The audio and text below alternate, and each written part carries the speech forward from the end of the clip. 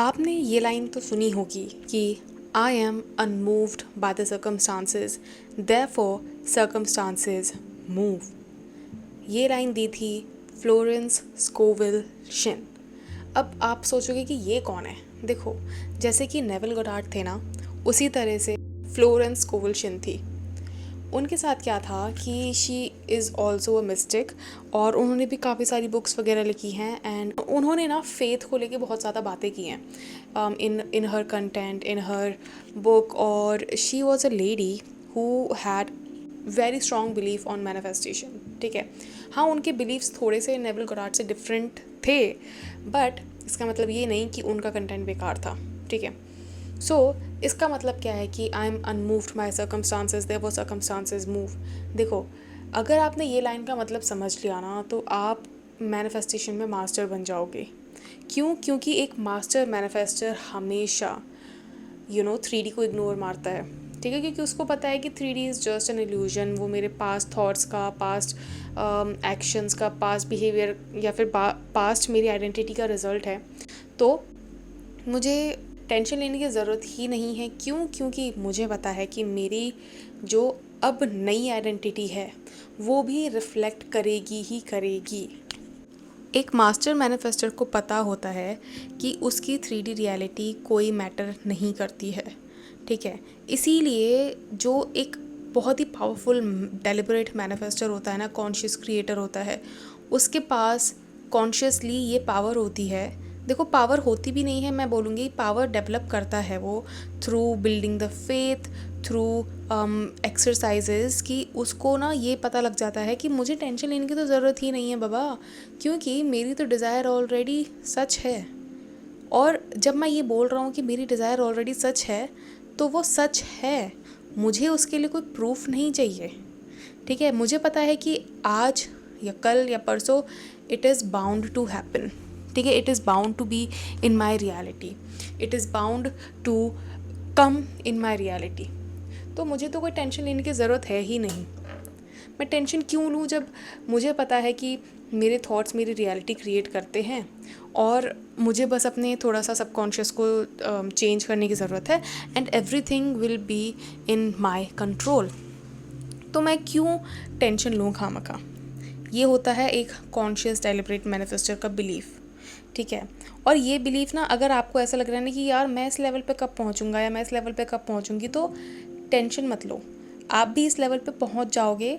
बस क्या है कि आप अपनी लाइफ में ना कुछ एक ऐसा मैनिफेस्ट कर लो जो कि आपको लगता है या दुनिया को लगता है ना कि it it was impossible, but आप उसको स्टिल मैनिफेस्ट कर लो।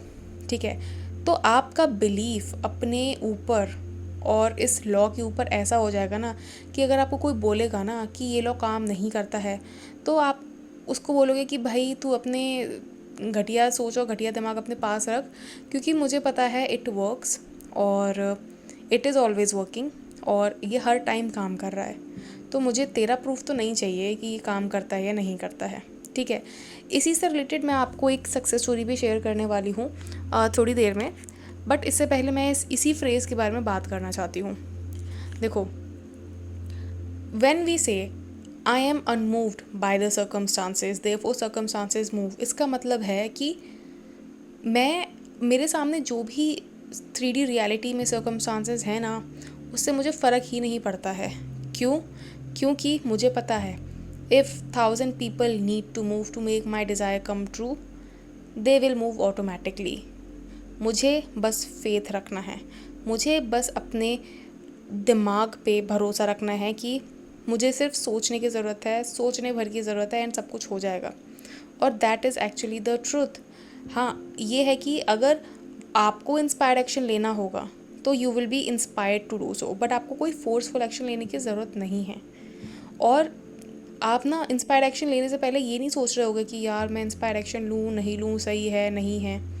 आप सोच ही नहीं रहे होगे ये। क्यों? क्योंकि इंस्पायर्ड एक्शन ना होने के बाद हमें समझ में आता है कि वो इंस्पायर्ड एक्शन था। और फोर्सफुल एक्शन अगर हम लेने की कोशिश करते हैं ना, तो हम हमेशा यही सोचते रह जाते हैं कि कहीं ये एक्शन मुझे मेरी डिज़ायर तक तो नहीं लेके जाएगा। मैं क्या एक्शन लूँ ऐसा जो कि मुझे मेरी डिज़ायर तक लेके जाए। ठीक है, तो इंस्पायर्ड एक्शन और फोर्स्ड एक्शन बहुत डिफरेंट होता है। फोर्स्ड एक्शन आप कभी भी कभी भी आप फोर्स्ड एक्शन को इस तरह से नहीं ले सकते कि ये ही मुझे मेरी डिज़ायर तक लेके जाएगा। वो इंस्पायर्ड एक्शन होता है हमेशा जो आपको आपकी डिज़ायर तक लेके जाता है।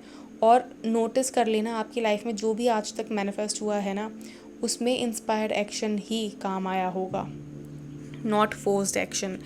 आपने ना जब वो चीज़ हो गई तब आपने देखा होगा कि ओह ये तो वही थी जो मुझे मेरी डिज़ायर तक लेके गई या फिर लेके आई है। तो यही होता है इसका मतलब कि I am unmoved by circumstances therefore circumstances move का मतलब है मुझे फ़र्क नहीं पड़ता है कि मेरी 3D रियलिटी में क्या चल रहा है। क्यों? क्योंकि I am the master manifester. और अनमूव्ड का मतलब बेसिकली होता है कि मैं अपने उस अजम्पशन से हिला भी नहीं हूँ कि I already have my desire. अगर मेरी 3D रियलिटी मुझे ऐसा दिखा रही है कि मेरे पास मेरी डिज़ायर नहीं है तो वो उसका प्रॉब्लम है।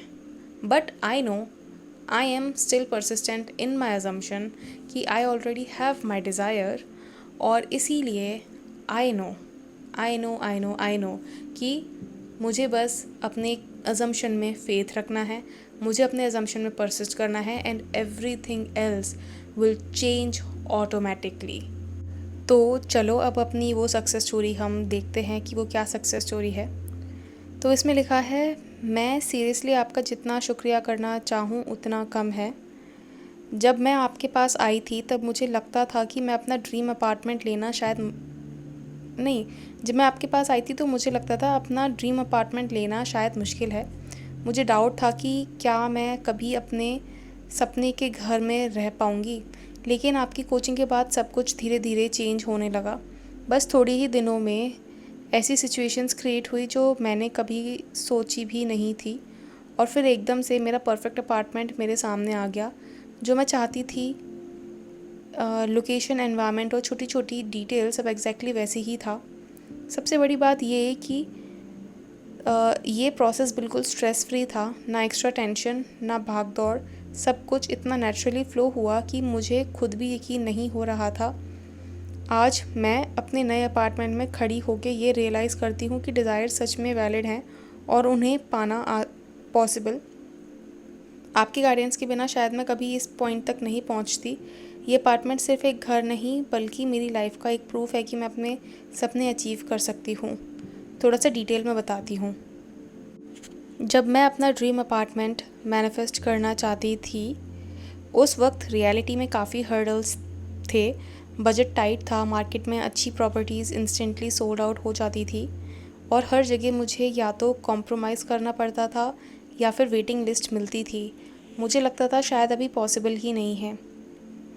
लेकिन आपने जो लाइन बोली थी कि अगर 1000 लोगों को भी मूव करना पड़ेगा आपकी डिज़ायर पूरा करने के लिए तो वो मूव करेंगे ऑटोमेटिकली, वो लाइन मेरे लिए गेम चेंजर थी। मैंने डिसाइड किया कि चाहे सामने कुछ भी हो मैं अपने अंदर के विज़न को होल्ड करके रखूँगी। और फिर जो नेविल गोडार्ड कहते हैं नहीं थे, द ब्रिज ऑफ इंसिडेंट्स, वही मेरे साथ अनफोल्ड होने लगे। पहले एक डील ऑलमोस्ट फाइनल हो गई थी लेकिन लास्ट मोमेंट पे कैंसिल हो गई। उस वक्त मुझे थोड़ा डिसअपॉइंटमेंट हुआ लेकिन अंदर से एक अजीब सी शांति थी कि कुछ बेटर आने वाला है।